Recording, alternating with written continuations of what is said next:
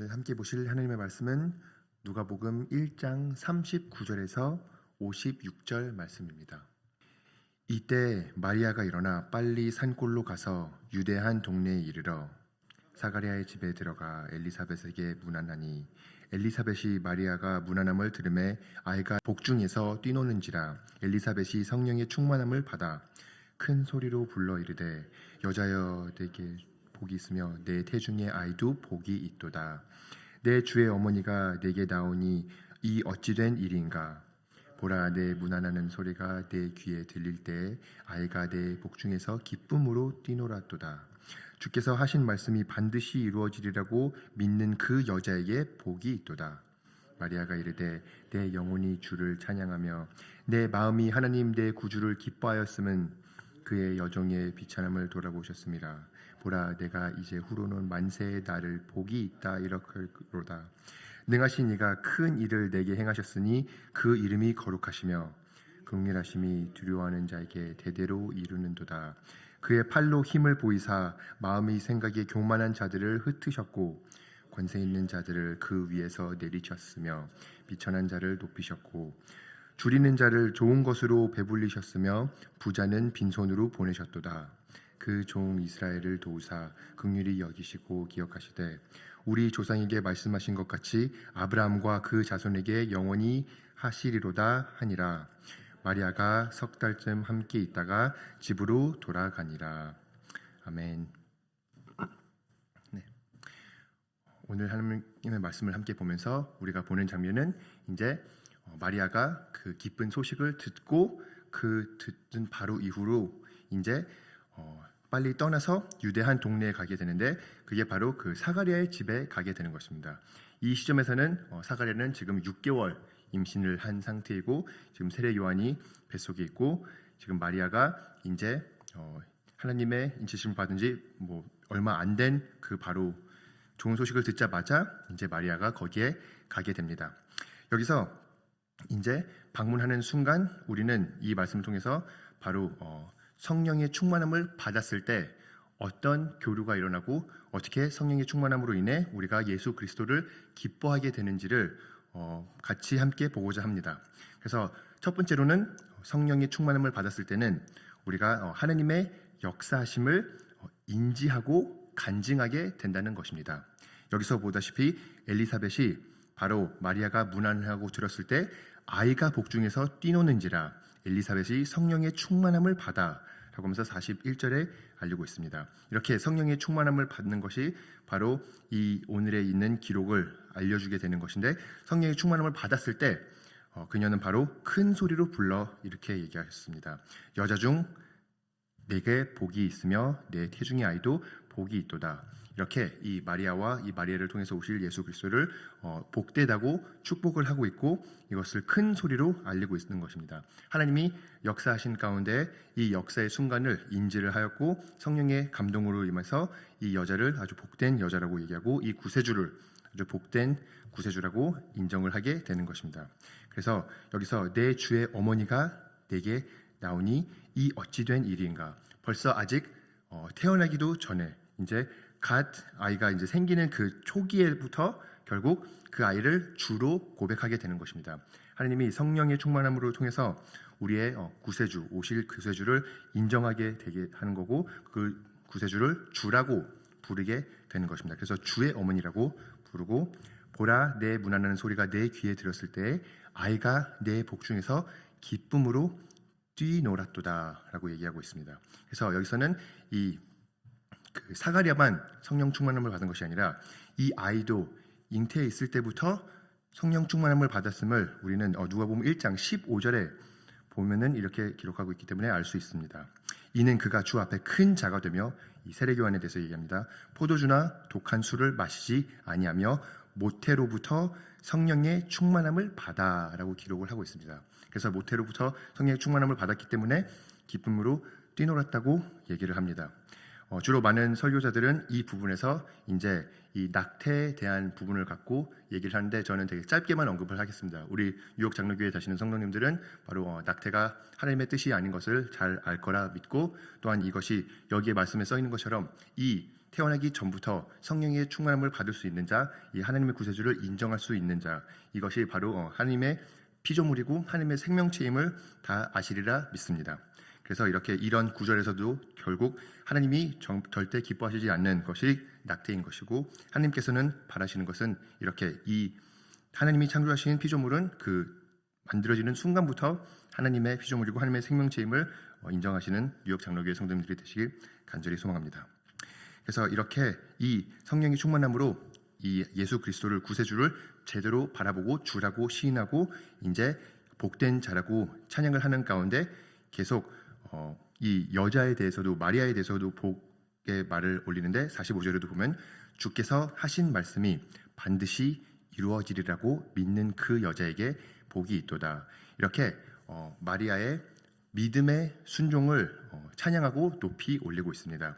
우리가 누가복음 1장만 봐도 거기에는 이제 이 두 개의 기적적인 아이가 생기게 되는데, 첫 번째는 이제 아주 늙은 나이에 이제 세례 요한이 태어나게 되는 것이고, 그리고 훨씬 더 기적적으로 이제 성령님의 그 직접적인 역사하심으로 마리아를 통해서 예수 그리스도가 나오게 되는데, 여기서 우리가 그 세례 요한의 아버지의 역할을 봤을 때 우리가 누가복음 1장 18절과 20절을 읽어주면 이렇게 기록하고 있습니다. 사가랴가 천사에게 이르되 내가 이것을 어떻게 알리오? 내가 늙고 아내도 나이가 많으니라 하면서 의심을 하게 됩니다. 이 좋은 소식을 들었을 때, 세례 요한을 갖게 될 거라고 하는 그 소식을 들었을 때. 그래서 20절에 보라, 이 일이 되는 날까지 내가 말을 못하는 자가 되어 능히 말을 못하리니 이는 내가 내 말을 믿지 아니하거니와 때가 이르면 내 말이 이루어지리라 하더라. 이렇게 충분히 알아야 되는 사람이, 나이가 많이 있고 하나님을 계속 섬겨왔던 이 사가랴가 결국에는 하나님을 의심하게 되고 본인의 나이와 본인의 아내의 나이 때문에 어떻게 이런 일이 있으라고 의심을 함으로써 결국 이 일이 이루어질 때까지 입이 막히게 됩니다. 그 반대로 마리아의 경우에는, 마리아는 젊음에도 불구하고 어림에도 불구하고 낮은 자이고 교육을 제대로 받지 못한 자임에도 불구하고 누가복음 1장 37절과 38절에 대저 하나님의 모든 말씀이 능하지 못하심이 없느니라 라고 하셨을 때 마리아가 이르되 주의 여종이 오니 말씀대로 내게 이루어지이다 하매 천사가 떠나가니라.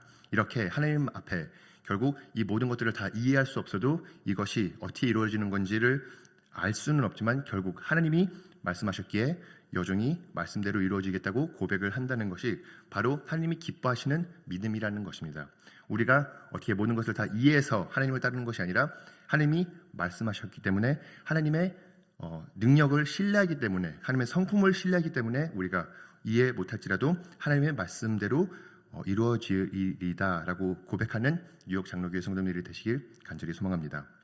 그리고 성령의 충만한 삶은 두 번째로 결국 이 성령의 충만한 삶이 이런 간증을 하였을 때, 이렇게 하나님을 높이 올리고 하나님의 역사하심을 인지했을 때 바로 그거를 들은 대상이 함께 주를 찬양하고 기뻐하게 된다는 장면입니다. 그래서 이렇게 이 축복의 말씀을, 성령으로 감동을 받은 말씀을 들은 마리아가 46절에 이르되 내 영혼이 주를 찬양하며 내 마음이 하나님 내 구주를 기뻐하였음은 하면서 함께 이 하나님의 역사심을 바라보게 되고 함께 그 역사심을 찬양하고 기뻐하게 됩니다. 여기서는 정말 마리아가 기쁨이 넘치고 감사가 넘치고 경배가 넘치는 모습을 보게 되는 것이고, 이 내 영혼이라고 하고 내 마음이라고 하는 것은 결국 내 제일 그 중심에서 내 전심으로 결국 이것을 행한다는 것입니다. 그래서 이렇게 행하는 가운데서 그의 여종이 비천함을 돌보셨습니다. 보라, 이제 후로는 만세 나를 복이 있다 이렇기로다. 능하신 이가 큰 일을 내게 행하셨으니 내 이름이 그 이름이 거룩하시며 긍휼하심이 두려워하는 자에게 대대로 있으리로다 하면서 하나님을 함께 찬양하고 경배하게 됩니다. 이것이 바로 성령의 충만한 삶을 사는 사람들 가운데는 결국 그 본인의 삶 속에 하나님의 성품과 구원의 능력을 선포하게 되는 자들입니다. 마리아도 능하신 이가 큰 일을 내게 행하였다고 고백을 하게 되고, 결국 그 하나님이 역사 가운데서도 일하셨지만 결국 내 삶 가운데서도 일하셨다는 것을 고백하게 되는 것이고, 아까 있었던 이 마리아가 축복된 자라고 얘기하는 것처럼 결국 긍휼하심이 두려워하는 자에게 대대로 있다고 기록하고 있습니다. 이렇게 하나님을 바르게 알고 바르게 신뢰하고 바르게 따랐을 때 결국 하나님의 긍휼하심을 더욱더 많이 체험하게 되는 것이고 하나님이 더욱더 마음껏 사용하게 되신다는 점입니다. 그래서 계속 찬양과 기쁨을 올리는 가운데 하나님의 구원에 대해서 이제 그의 팔로라고 하는 이 용어로 더욱더 찬송하게 되는 것입니다. 51절에 그의 팔로 힘을 보이사 마음의 생각이 교만한 자들을 흩으셨고 권세 있는 자들을 그 위에서 내리쳤으며 비천한 자들을 높이셨고 줄이는 자를 좋은 것으로 배불리셨으며 부자는 빈손으로 보내셨도다. 이렇게 이런 말씀을 읽을 때 때로는 우리가 이게 그냥 사회적 비판이나 이런 것을 의미하는 것인가, 안 그러면 그냥 이것을 폭력으로 이루어야 되는 것인가라고 생각을 하게 될 수가 있는데 여기서는 제일 간단히 보면은 이제 하나님의 팔에 대해서 얘기할 때는 주로 하나님의 구원의 능력에 대해서 성경이 많이 말씀을 하고 있습니다. 그래서 이 구원의 능력이 이루어지려면 두 가지가 이루어져야 되는데 하나는 대적을 물리치는 능력이 필요한 것이고 두 번째는 백성을 들어올릴 능력이 필요하다는 것입니다. 그리고 하나님은 그 능력을 가지신 분이라는 것을 알리고 있고 여기서 있는 이 교만한 자들과 부자들은 이제 하나님의 뜻을 벗어나서 자기의 방식대로 이제 자기의 부를 늘리고 하나님의 뜻을 거역해서 자기가 스스로 이름을 내세우는 자들을 의미하는 것이고 그 사람들이 결국은 다 하나님의 정의 가운데 다 다시 낮아질 거라는 것을 얘기하고 오히려 겸손히 하나님을 따르고 하나님을 의지하고 정말 사회적으로 불이익을 당할지라도 하나님을 따르는 것에 힘써 그렇게 연약한 상황 가운데 있는 자들이 결국 하나님 안에서 높임을 받을 거라는 것을 의미를 하고 있고 이것은 마리아가 뒤돌아보면서 이 출애굽을 생각하면서도 이것을 찬양했을 수도 있을 것이고 마리아가 예언적으로 미래를 보면서 예수 그리스도께서 이루실 그 정의를 보면서 말씀하는 찬양을 하는 걸 수도 있을 거라는 점을 인지해 두시면 좋을 것 같습니다. 그래서 이렇게 정말 하나님께서 출애굽에서 바로의 모든 세력을 다 무너뜨리시고 본인의 백성들을 해방하실 수 있었던 그 능력이 구원의 능력이고 또한 죄송합니다. 그 예수 그리스도 안에서 예수 그리스도께서 이루실 구원의 능력도 정말 악의 세력을 다 물리치시고 우리를 승리 가운데로 이끄시는 그 그리스도의 능력을 미리 예언하고 찬양하는 것입니다. 그래서 이렇게 우리가 삶 속에서도 하나님의 역사와 하나님의 성품을 찬양하게 되는 것이고 이 역사 속에서도 그리고 미래에서도 하나님의 성품과 구원의 능력을 선포하게 되는 것입니다. 하나님을 우리가 성령 충만함으로 인지하고 알았을 때는 우리는 계속 하나님을 찬양할 이유가 수없이 많이 계속 생기는 것입니다. 그래서 우리 뉴욕 장로교회 성도님들은 하나님을 성령 충만함 가운데서 깊이 아시고 많이 찬양하시길 간절히 소망합니다. 이렇게 이것을 찬양을 하면서 계속 이 역사 속에서 이루어져 왔던 것을 더 고백하고 있는데 54절에 보면 그 종이 이스라엘을 도우사 긍휼히 여기시고 기억하시되 우리 조상에게 말씀하신 것 같이 아브라함과 그 자손에게 영원히 하리로다 하니라. 이렇게 이 사건이 일어나기 전에는 결국 마지막에 있었던 예언은 계시는 말라기였습니다. 말라기로부터 400년이 흘리며 하나님의 계시가 하나도 있지 않았습니다. 많은 사람들은 결국 하나님이 우리를 버리신 것일까? 하나님의 계시가 없고 하나님의 뜻이 이루어지지 않는 것인가? 라고 의심할 수 있는 상황 가운데서 이제 이 하나님의 계획하심을 보고 이 계획하심이 드러나니까 마리아가 찬양을 올리고 결국 하나님을 이스라엘을 도우시는 분이시고 이스라엘을 기억하시는 분이시고 이스라엘을 긍휼히 여기시는 분이시고 결국 하나님은 말씀하신 대로 약속하신 대로 신실하게 아브라함과 그 자손에게 영원히 함께 하시는 하나님이시로구나 하면서 하나님의 신실하심을 찬양하게 되는 것입니다. 이렇게 계속 마리아도 이 하나님의 역사 가운데 그 하신 약속과 선포를 다 알고 있었기에 하나님의 말씀으로부터 이것을 바라보았기에 결국 이런 고백을 올릴 수 있게 되는 것이고 이것이 바로 하나님은 이렇게 침묵 가운데 있는 것처럼 보이시고 마치 더 이상 계여하지 않는 것처럼 보일지라도 계속 이 예수 그리스도의 계열이 있을 수 있게끔 하나님은 매 순간 역사하셨고 이 날을 정확하게 준비하셨다는 것을 볼 수 있고, 이것을 우리가 봤을 때 개인적으로 묵상할 수 있는 것은 결국 아무리 하느님의 침묵이 있는 순간 속에서도 우리 삶 가운데 마치 하나님이 우리의 기도를 응답하지 아니하시고 하나님이 우리가 멀리 느껴지는 그 순간에서도 하나님은 항상 역사하시고 항상 하나님의 완벽한 때에 하나님의 선하신 일들을 다 이루실 것이라는 믿음이 생길 수 있는 것입니다. 그래서 이렇게 우리가 하나님의 신실하심을 이 역사 속에서 그리고 우리의 삶 가운데서 체험하고 찬양하고 고백할 수 있는 자들이 될 수 있도록 하나님께 성령 충만함을 달라고 하면 좋을 것 같습니다.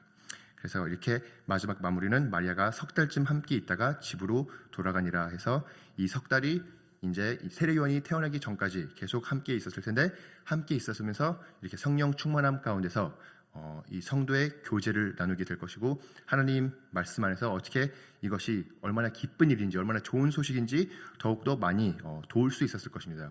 여기서 있는 나이 차이는 굉장했겠지만 결국에는 이 관계는 하나님이 보시기에 기뻐하시는 관계였을 거고, 이 교제 가운데 더욱더 서로가 하나님을 더 찬양하게 될 이유를 끄집어낼 수 있었을 것이고, 서로가 하나님께 경배와 예배를 더 신령과 진정으로 드릴 수 있는 그런 좋은 관계가 되었을 거라고 생각이 됩니다. 그래서 우리 또한 이 교회에서도 우리가 서로에게 되고자 하는 덕이 있다면 우리가 서로 성령 충만하여서 우리가 하나님 앞에 서로를 더 이끌어 올리고 하나님께 더 집중할 수 있게 하는 그런 좋은 공동체가 되길, 하나님의 지체가 되시길 간절히 소망합니다. 함께 기도하시겠습니다. 주님께서 이 성탄의 날에 오셔서 우리가 이 성령 충만한 삶이 어떠한지를 바라볼 수 있게 해주심을 감사드립니다. 하나님, 우리 또한 우리가 성령 충만함으로 하나님의 역사하심을 인지할 수 있도록 도와주시옵시고, 하나님의 역사하심을 간증할 수 있는 그런 삶을 살 수 있도록 도와주시옵소서. 하나님, 그리고 우리가 이렇게 함께 성령 충만함으로 이끌어 이 그리스도 안에서의 공동체 생활을 하는 사람들과 서로 더욱더 힘써 주님을 높이고 주님의 역사하심을, 주님이 이루신 이 기쁜 소식을 우리 서로에게 더 뜨겁게 체험할 수 있도록 도와주시옵시고, 또한 우리가 이 전도하는 마음으로, 선교하는 마음으로 이 좋은 소식을 세상에 널리 알릴 수 있도록 도와주시옵소서. 이 좋은 소식, 이 복음을 우리가 외치는 삶을 살게 도와주시옵시고, 우리가 말이나 생각이나 감정이나 행동으로 예수 그리스도를 드러낼 수 있는 그런 예수 그리스도의 종이 될 수 있도록 도와주시옵소서. 주님, 우리에게 믿음을 허락하여 주시옵시고 우리에게 성령 충만함을 허락하여 주시옵소서. 감사드리며 예수님의 이름으로 기도드립니다. 아멘.